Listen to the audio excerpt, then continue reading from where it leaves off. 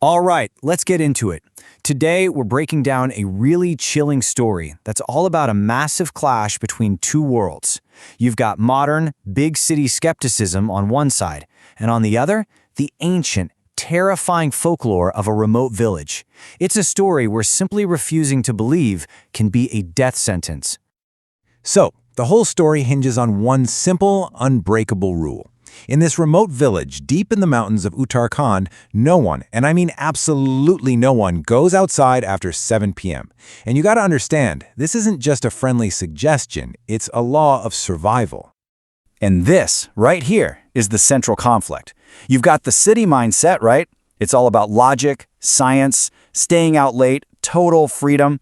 Then you have the village. It's steeped in tradition and folklore, and this unquestioning belief in a strict 7 p.m. curfew. Our main character?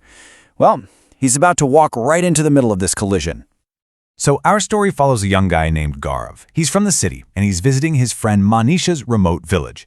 He's thinking, it's going to be a cool adventure, some amazing scenery, but what he finds instead is something much, much older, and a whole lot more dangerous. Okay, so let's meet our players. First, you've got Gaurav, our protagonist, the total city skeptic who thinks all these village rules are just a bunch of superstition. Then there's his friend, Manish. He's the voice of the village, practically begging Gaurav to take the warning seriously. And finally, we have Manisha's younger brother, Rahul, who is the one that tells him exactly what's lurking out there in the dark. And Gaurav's arrogance? Oh, it is on full display right from the get-go. He's not just skeptical, he's actively mocking them. He compares this deeply traditional village to tourist hotspots like Shimla, totally missing the point, that different places have different rules and very, very different dangers. And look, you see right away that these beliefs aren't just talk, they're baked into their everyday lives. As the sun starts to set, Manisha's mother performs this protective fire ritual. For her, it's a vital shield against whatever wakes up at night. For Gaurav, it's just more proof of what he calls too much superstition. He's watching, but he's not seeing. So what has everyone so spooked? Well, the warnings Gaurav gets aren't just some vague, be careful stuff. No, they are terrifyingly specific. Let's break down exactly what they say is roaming the night. First up, they warn him about the Chalawa. Now this isn't your average ghost, it's a predator. A nasty trickster spirit that mimics sounds, creates illusions, like making you think you hear a waterfall, all to lure you off the path and into its trap. It doesn't just kill you, it plays with you first. But honestly, the Chalawa is just the opening act. The main event, the real reason for the curfew, is the Bhutan Ki Barat, the ghost wedding procession. It's a parade of the dead, and the rule is absolute. If they see you, they take you. That's the ultimate threat. Now you'd think after hearing all that, a sensible person might just, stay inside. But Gaurav isn't just logical, he's arrogant. He doesn't see these warnings as a threat, he sees them as a challenge to his whole modern worldview. So, he's getting annoyed, he's bored, and he decides he's gonna defy the curfew. But he's not just sneaking out. Oh no, he's going out to record a video, to capture proof of nothing.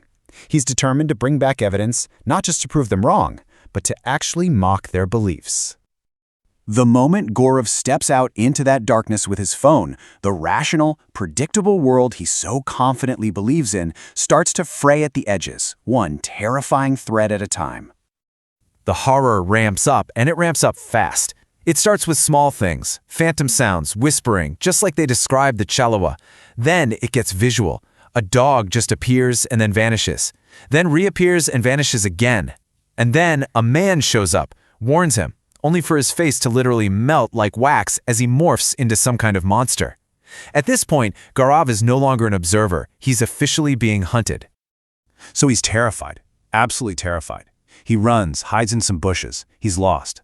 His bravado is completely gone.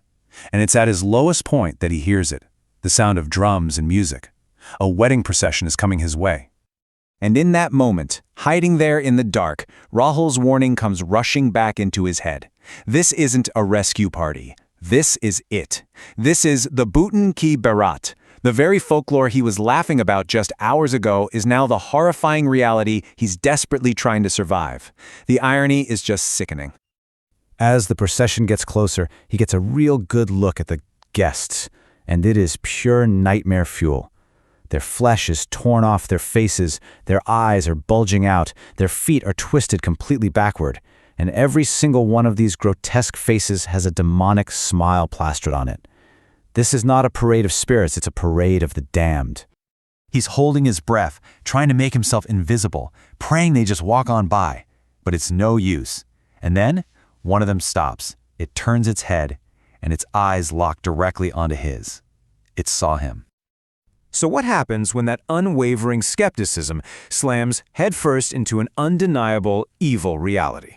Well, Gaurav paid the ultimate price for his refusal to believe, for his stubborn insistence that his world was the only one that mattered.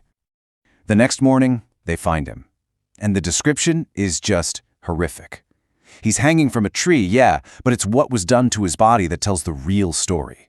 His limbs are twisted backward, mimicking the very ghouls he saw. It's like they didn't just kill him, they remade him in their own terrifying image. And here's the final, gut-punching detail. They find his phone in his pocket, and the video he recorded to mock their beliefs, it became the only record of his horrifying final moments. The very tool he used to prove them wrong became the artifact that proved them right. And his friend Manisha's words, they just sum up the whole tragedy, don't they? This wasn't some random accident. In his friend's eyes, this was a death caused by pure hubris, a death caused by a stubborn refusal to just listen, a simple choice that led to an unthinkable end. And that really leaves us with the big question, right? What really happened to Gaurav? Was he the victim of some powerful ancient supernatural force? Or did he simply pay the ultimate price for arrogantly stepping into a world with rules he refused to even try to understand? It's a chilling reminder that sometimes the most dangerous thing out there in the dark isn't a monster. It's the disbelief you bring with you.